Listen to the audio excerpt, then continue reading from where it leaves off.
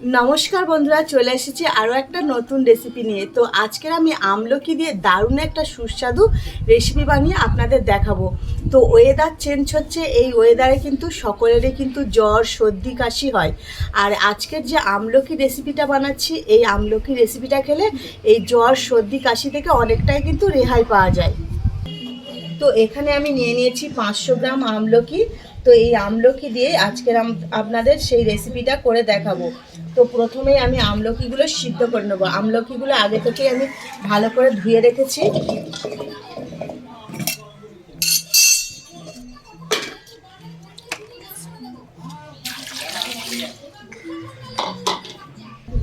উনুন জেলে দিয়েছি, বসিয়ে দিচ্ছি কড়া।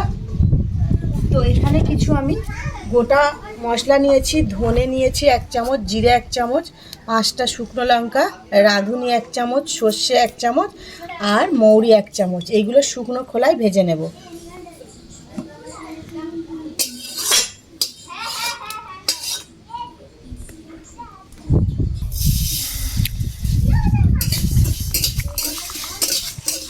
নেড়ে চেড়ে ভেজে নেব।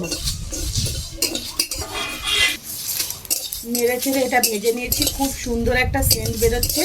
এবার নামিয়ে নিয়ে গুঁড়ো করে নেব।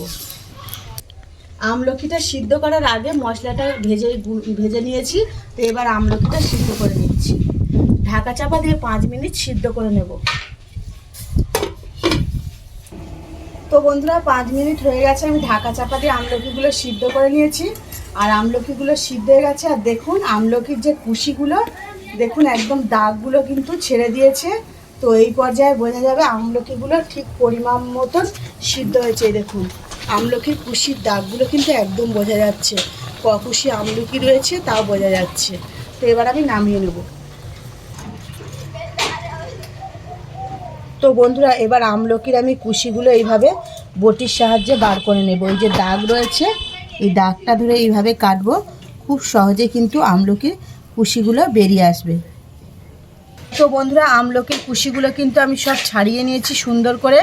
আর এখন আমলকির সিজন, তো আমলকি কিন্তু বাজারে পেয়ে যাবেন। আর এই আমলকির আচার করে আপনারা খুব সহজে খেতে পারবেন। আমলকির খুব কম দাম এখন। কড়া গরম হয়ে গেছে, কড়াতে দিয়ে দিচ্ছি সর্ষের তেল।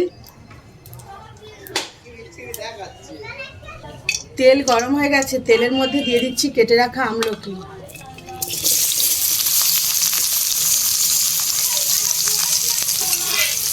একটু তেলের মধ্যে নেড়ে চেড়ে নেব।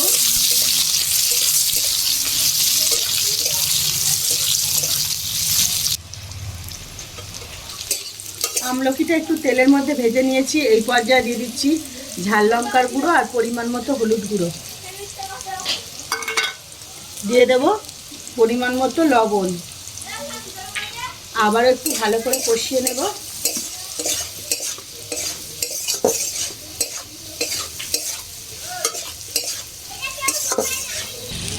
একটু কষিয়ে নিয়েছি লঙ্কা গুঁড়ো হলুদ দিয়ে। এবারে দিয়ে দেব আমি গুড়। 150 গ্রাম গুড় নিয়েছি, গুড়টা পুরোটাই দিয়ে দিচ্ছি।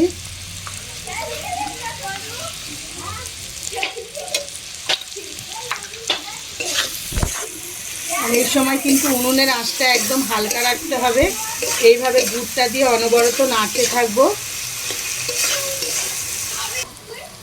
এখানে যে মশলাটা ভেজে রেখেছিলাম, সেই মশলাটা হাফ এখন দিয়ে দিচ্ছি। এইভাবে অনবরত নাড়তে থাকবো। দেখুন আমলকির মধ্যে দুধটা দিতে কিন্তু অনেকটাই জল উঠে গেছে। এবারে একদম হালকা আঁচে আমি কিন্তু এই আচারটা তৈরি করে নেব। আর দেখুন আমলকিটা, তো এই পর্যায়ে দিয়ে দিচ্ছি 2 চামচ কর্নফ্লাওয়ার। কর্নফ্লাওয়ারটা দিতে থাকবো আর এইভাবে নাড়তে থাকবো।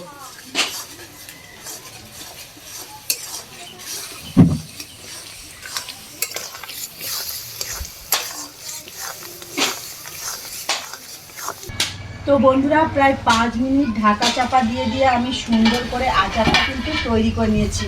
আর আচারটা কিন্তু আমার হয়ে গেছে প্রায়।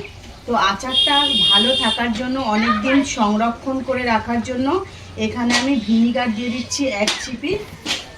তো এই ভিনিগারটা দিলে কী হবে, আচারটা অনেক দিন অবধি ভালো থাকবে, আচারটা খারাপ হবে না। বন্ধুরা, এই এই আমলকিতে কিন্তু প্রচুর পরিমাণে ভিটামিন সি থাকে। আমলকি কম বেশি সকলেরই খাওয়া উচিত। আমলকি খেলে ত্বক, চুল, দাঁত সবই ভালো থাকে। তো আরও 1 চামচ আমি ভাজা মশলাটা দিয়ে দিচ্ছি, নেড়ে চেড়ে নামিয়ে নেব। দেখতেই পাচ্ছেন কতটা সুন্দর হয়েছে আচারটা, একদম ভীষণ লোভনীয়, দেখলেই জিভে জল চলে আসবে, খেতে ইচ্ছা হবে। তো আমি এখন আচারটা অন্য একটা পাত্রে তুলে নিচ্ছি, ঠান্ডা হওয়ার পর কাঁচের জেরে করে রেখে দেব। তো আপনারাও পারলে এইভাবে আমলকির আচার বানিয়ে খাবেন। যদি কাঁচা আমলকি খেতে না পারেন তো এই আচারটা বানিয়ে খাবেন, অপূর্ব সুন্দর লাগবে। একবার খেলেই কিন্তু বারবার খেতে ইচ্ছা হবে। তো বন্ধুরা দেখলেন তো কত সহজেই এই দারুণ সুস্বাদু আমলকির আচার তৈরি হয়ে গেল। তো পারলে আপনারাও বাড়িতে একবার এই আচার বানিয়ে খাবেন আমলকির। তো বন্ধুরা, লতিকার রান্নাঘরে আজকের রেসিপি এই পর্যন্তই। আবারও দেখা হবে নতুন একটা রেসিপি নিয়ে। ততক্ষণ আপনারা ভালো থাকবেন। Bye bye.